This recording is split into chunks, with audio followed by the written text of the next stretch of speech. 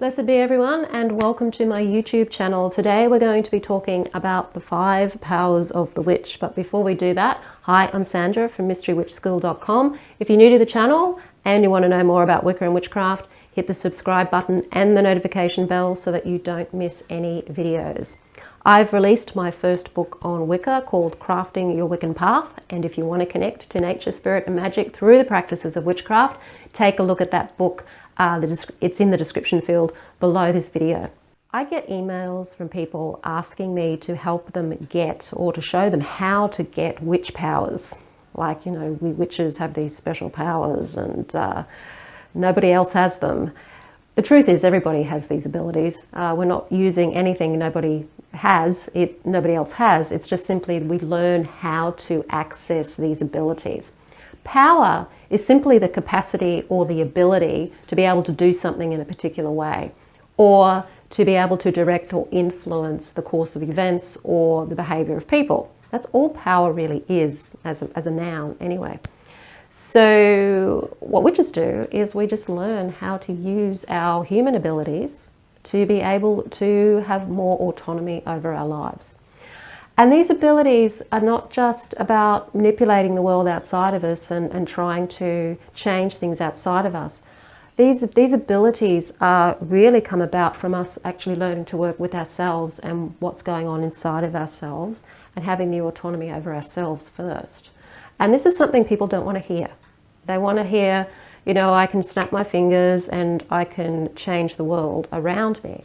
But the world won't change around you until you change the world within you. It's really true, and I know people don't want to know about it a lot of the time. We want the fast food.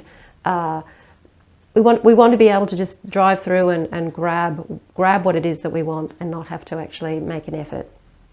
But nothing worthwhile comes without some type of effort or some type of exchange of energy, and that just seems to be how it is.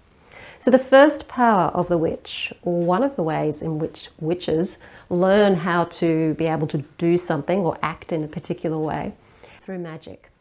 So when you look at the definition of magic, which is the ability to influence people and events in a way in accordance with will, it's very similar to what the definition of power is. So magic is power, essentially. But it's an ability we all have. A lot of people that are a little bit more into the mainstream may call it law of attraction. So if you're into law of attraction, that's what you're doing. You are learning how to create or to do something or to act in a particular way or to influence the course of events or to influence people. Law of attraction is no different to spells and magic. So the first power of the witch is to learn how to consciously influence the world around us, to consciously be able to do something or act in a particular way. It's about being able to consciously do this with our will. And so we learn how to do that when we're learning to do spells, when we're learning to do magic, when we're learning how to work with the mind, to focus our emotions and our energy to create through spells and through magic. The second power of the witch is to understand how energy works and to work with energy consciously. So energy is threefold. We need to have energy in, so we need to have energy. So we get that by bringing energy in through energy work. And we also need to conserve our energy because we don't want to be wasting it and giving it away.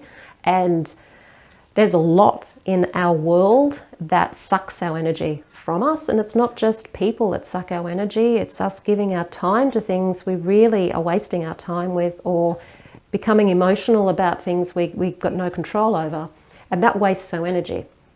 So we need to learn how to conserve our energy, and then when we do put our energy out, we can do that in a more conscious way so that we're giving energy to the things that actually are helpful for us to give our energy to. And this is where we work with magic. When we're doing spells and magic, we're working with putting the energy out in a very focused and conscious way. So we're learning really about being conscious and how to navigate our way in this crazy human world that we live in a very more focused way. so that we can have more autonomy over our lives, because that's really what we want at the end of the day. We want freedom, we want autonomy, and we also want to be safe at the same time. And a lot of the time, freedom and safety can often seem to be opposite ends of the pole, because when you go for freedom, freedom does come with responsibility, freedom does come with risk.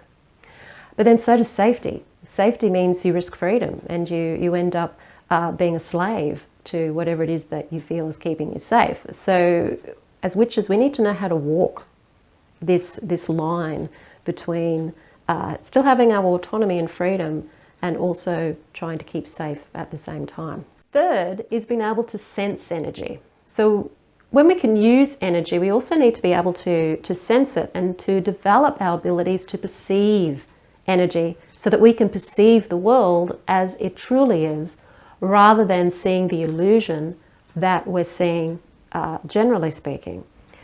We're brought up seeing the world in a very concrete way, a very materialistic, scientific way of seeing things. And our brains, of course, are wired so that we only see a small amount of things as well. If we were able to perceive everything that there is to perceive in the world around us, we wouldn't be able to function in the world. Seriously, we just wouldn't be able to function because there's just too much information coming towards us.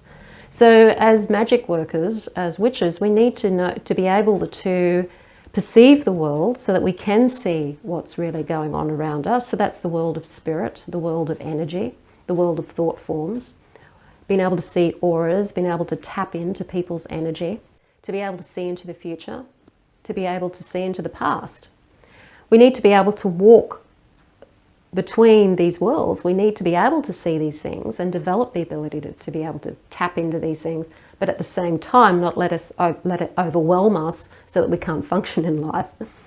So that's something that we learn, and it takes a long time to learn these things, and it takes a long time for a lot of us to have the ability to be able to perceive energy. So it's an ongoing, slow process for many people. Other people are more gifted with being able to have the ability to sense energy and see energy without having to put too much effort in. The fourth power of the witch is, again, tapping into the energy in a way that helps us communicate with all and everything in the world. So that's looking at the signs and the symbols, working with animals, knowing that at certain times when we're in contact with an animal or with a situation, that it's actually a sign. There's actually communication going on, and that animal may be a conduit with a message for us about something. So it can be the way that spirits and the gods and our guides communicate with us is through signs and symbols. So for some people, they can communicate directly with their guides, so they may hear them, they may sense them, they may feel them or see them. For others, the guides will speak through other beings, such as animals or people even, and situations. So it's been able to interpret these signs and symbols. That is another power of the witch. And the last one that I want to talk about is divination. You'll notice that these are all kind of connected to each other, all of these powers, because divination is really about seeing into the past as well as the future. So again, you're working with this ability to perceive reality as not being linear. So time not being linear. The time isn't A to B like we perceive it. When you're tapping into divination, you're actually seeing that there's all these other possibilities and there's all these other realities, and that it's not a linear thing. And all of these things take time to learn. You don't learn them all at once, and you don't learn them all in the first year of training either. You start with the basics and you practice. And it's the practice of doing these things every day. Not that you have to do all of them every day, but practicing, even just working with energy on a daily basis, meditating on a daily basis, doing the shadow work so that you can work through all of the crap in your own psyche that's holding you back, the crap in our own psyches that are stopping us from seeing the world as it really is, the crap in our psyches that is actually causing us to be distracted by what's going on outside of the world and giving our energy away to things and people that we shouldn't be giving it away to. And when I say crap, I'm talking about the lies, simply, that we have a lot of beliefs about ourselves and the world around us that simply aren't true. And so the shadow work is a way of us being able to decipher which beliefs we have about ourselves and the world are true and which ones aren't true. And that's a deep dive internally into ourselves. And that's probably one of the best powers of all, is being able to understand our truth and realize our truth. Because once we connect to ourselves and what's going on inside ourselves, and we change the way we perceive ourselves and perceive the rest of the world, then all of these other powers all start to line up, and it becomes much easier to work on developing them. So think of the witch's powers not as being us being able to do spells and influence everything outside of ourselves all the time. A lot of it is to do with what we're doing with ourselves, particularly at the very beginning. And if you do want to learn how to start on the witch's way in a form that works with magic, with energy work, with a little bit of shadow work, working with the various deities from various different pantheons, do check out the Mystery Witch School 101 Academy. It's a 12-month course that takes you through all of the basics of Wiccan practice. So you learn about the Sabbats as well as working with the lunar energies, and just helps you know where to start and what practices to do to get you started on this path. And you can take longer than 12 months. You don't have to take just the 12 months. You can take it at your own pace, but it is deliberately designed to slow you down and to get you practicing the craft. So if you're interested in learning Wicca and really developing these powers of the witch in a way that is going to really help you with your life and bring more joy, more confidence into your life, help you feel more like you are in control of your life rather than being out of control, then take a look at the Mystery Witch School 101 Academy. The link to that is in the description field below this video. If you like the video, hit the like button, share it with your friends. Don't forget to subscribe. I'm Sandra from mysterywitchschool.com. Blessed be.